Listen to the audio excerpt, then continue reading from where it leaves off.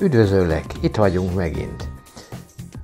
Remélem végigpróbáltad mind a 8 videóban tanult figurákat, úgyhogy most már képes vagy arra, hogy egy kicsit bonyolultabb mintát is megcsináljunk. Ezt fogjuk megtanulni. Úgy hívják, hogy sárkánypikkely minta. Mutatok többféle színkombinációba.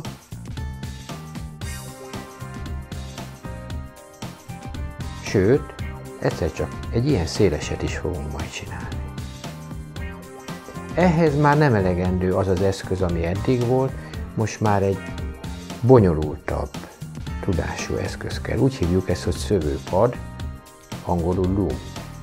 Ennek egy kis részét fogom csak használni, ehhez a mintához csak ezt a 4 pöcköt. Nekem van egy külön erre, de ha neked nincs egy ilyen kis törött darabot, akkor ennek egyik szárát használd. Nézd meg, ez van egy horony, és van a másik oldalon pedig itt van egy pereme. Fogd úgy mindig, hogy ha jobbkezes vagy, akkor jobbra nézzenek a hornyok. Ha balkezes vagy, akkor balra nézzenek a hornyok. Fontos, hogy megtanuld használni ezt az eszközt, mert csak akkor tudsz szépen, könnyedén, jól dolgozni, és nem fogod elrontani. Én jobbkezes vagyok, tehát így fogom. A sárkánypikkely minta az úgy készül, hogy eleve ide készítettem a színkombinációt. Látod? 2 fekete, középre raktam egy aranysárgát. Fekete, piros. Ilyent akarok csinálni. Ezt akarom megcsinálni. Föl is teszem a kezemre. Az első lépés az fontos. Emlékszel, minden mintánkat úgy kezdtük, hogy egy 8-asba tettük fel. Itt nagyon fontos, hogy úgy tedd föl, hogy ha ezt itt fölemelem, vagy bekötöm, akkor ez le ne essen. Mit is mondok? Azt, hogy ne úgy rakd föl, hogy így. Mert nézd csak most, ha ezt így emelem, akkor leesik. Tehát úgy kell feltenned, hogy ezen a második pöckön lévő az, ha fölemeled, akkor itt csavarodjon. Másik oldalt, ha így teszem fel, nézd csak a belső pöckön leemelődik, leesik. Tehát ez nem jó, itt meg kell fordítanom. Látod?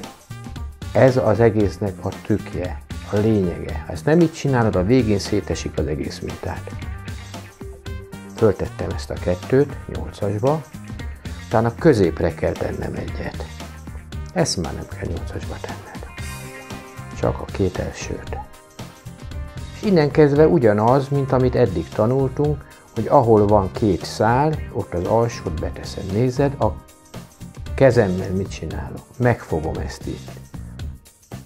Ezt is nem így fogom, mert így könnyedén leverem az egészet. Megfogom ezt itt, kezemmel támogatom, röviden fogom az alsót. Miért jó, hogy innen, hogy a horony erre feláll, mert bele tudom akasztani az alsóba.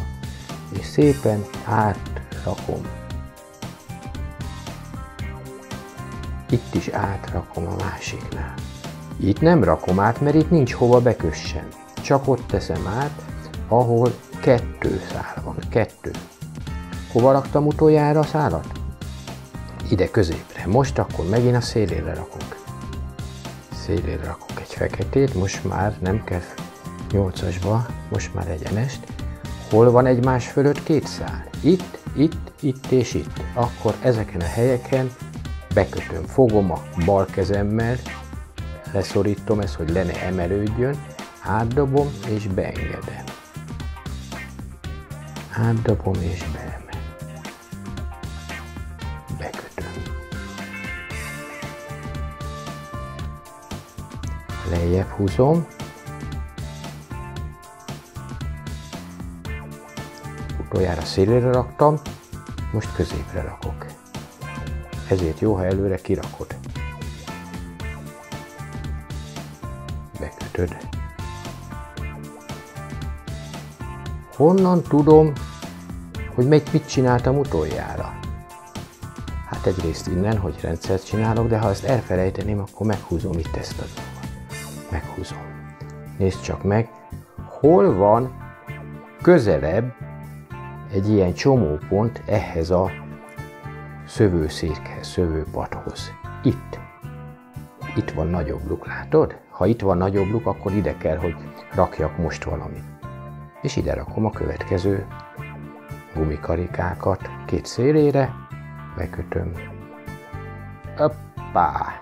Láttad? Nem jól fogtam, láttad az ujjamat? Rosszul fogtam, leemeltem. Most még vissza tudtam rakni. És most megjavítom. Ez is nagyon fontos, hogy meg tudjam javítani. Látod? Rosszul van. Rosszul rakom föl. Ez volt fordítva. Hát akkor megfordítom. Látod, milyen nagy problémát tud okozni az, hogyha nem jól fogom meg? Akkor a problémát, hogy akár újra is kell kezdeni. Ha újra kell kezdened, nem tudod megjavítani, kezd nyugodtan újra. Gyakorlás az fontos. Látod, most jó, ugye? Ott van külön. Ezt fogom meg itt, a bal ujjammal, mutató ujjammal, és dobom át. És ott fogom le. És ez megy most mindaddig, amíg elegendő hosszúságú nem lesz ez az egész, amíg a karodat körbe nem éri. Úgyhogy csinálom.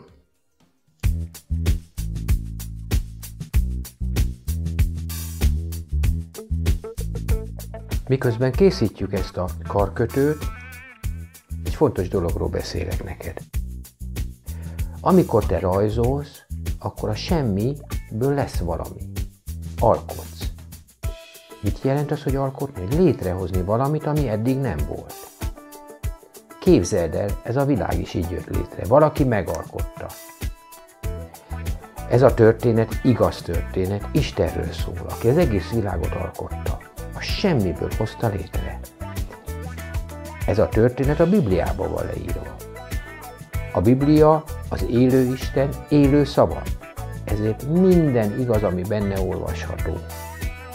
Azért íratta le a számunkra Isten, hogy megérthessük azt, hogy mit akar ő nekünk mondani.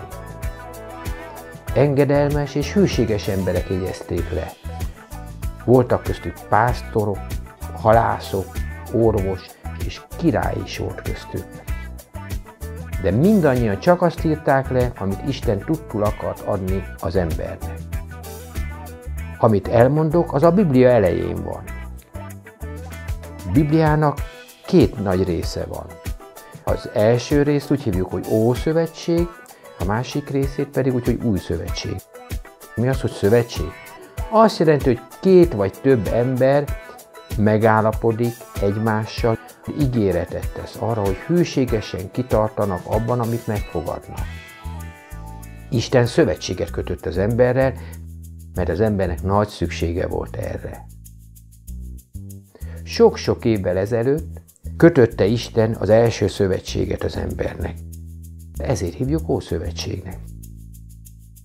Később pedig, amikor elküldte a fiát erre a földre, megújította ezt a szövetséget. Ezt nevezzük Új Szövetségnek. Az Új Szövetség Jézusról szól, Isten fiáról, aki Isten, és azokról az emberekről, akik benne hisznek. Az Új Szövetség pedig Jézus Krisztus előtti időkről beszél, hogy Isten hogyan is készítette elő fia születését erre a földre. Hogy amikor majd eljön, akkor megismerjék, ráismerjenek az emberek arra, hogy ő bizony Isten, Istennek a fia, aki Jézus nevet használta itt a földön.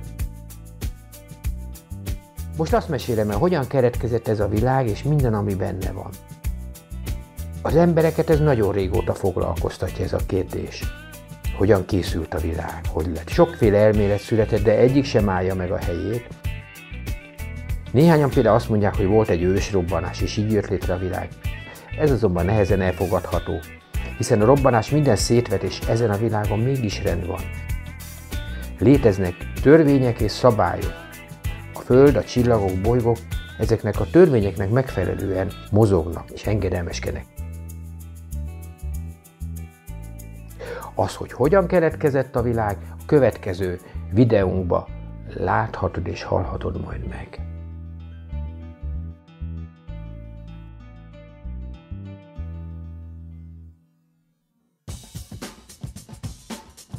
Ha ezt így folytatnám tovább, akkor egyszer csak elegendő hosszúságú volna arra, hogy a karomat, vagy a te karodat körbeérje.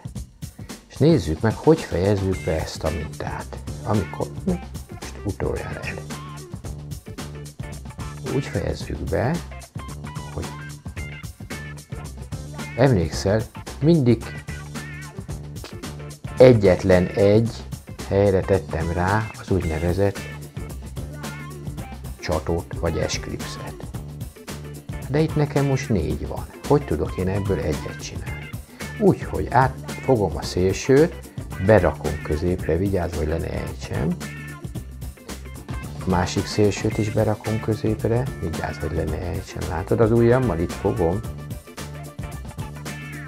Szépen. Most 2 van. Ha 2 van, akkor könnyedén tudok csinálni megint egyet, úgyhogy felszedem. És ez most már ismerős, ugye, hogyha